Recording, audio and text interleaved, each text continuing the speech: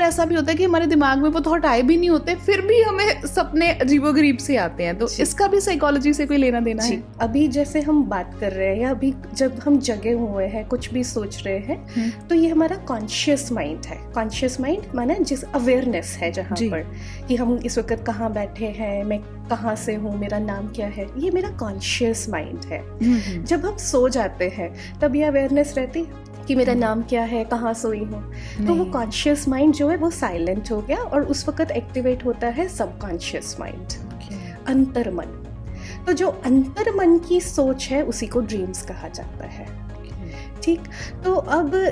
जो subconscious mind है ये वो माइंड है कि आज तक अगर आपके बर्थ से लेकर आज तक जितनी भी लाइफ है, हर एक सेकंड वहाँ पे रिकॉर्डेड है, एक सेकंड भी डिलीट नहीं हुआ है। हमारे सबकॉन्शियस माइंड में सब कुछ वहाँ पे सब कुछ रिकॉर्डेड है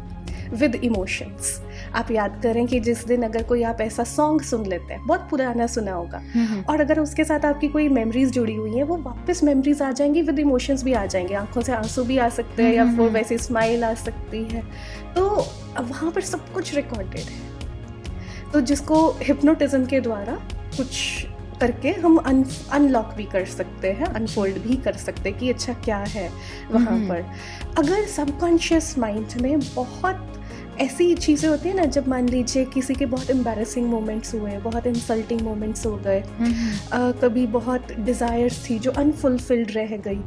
कुछ पेनफुल बातें हुई, जितना ये सबकॉन्शियस में जाता गया उतना ही क्या होगा, हमारा माइंड जो है वो अंदर से रेस्टलेस होता जाएगा और वही चीज़ें जो है वो ड्रीम्स के फॉर्म में बाहर आती है। और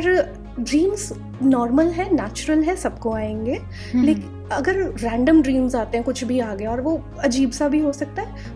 उसका कोई डीप मीनिंग नहीं है कि आया और चला गया, बस एक बार आया। लेकिन अगर कोई एक ड्रीम है जो बार बार आता ही जा रहा है, मतलब हर तीसरे चौथे दिन मुझे वही सपना दिखाई दे रहा है कि मैं पहाड़ से गिर रही हूँ, मैं कहीं से भागती ही जा रही हूँ, इन ड्रीम्स के स्पेसिफिकली बहुत मतलब है। और जब हम ड्रीम इंटरप्रिटेशन करते हैं और इसका प्रॉपर एनालिसिस करते हैं और पर्सन के साथ बैठकर बात करते हैं, तो उसका वो जो इमोशनल ब्लॉक होता है वो वापस हम उसको रिलीज करवा देते हैं, तो उसको वो सपने आने बंद हो जाते हैं।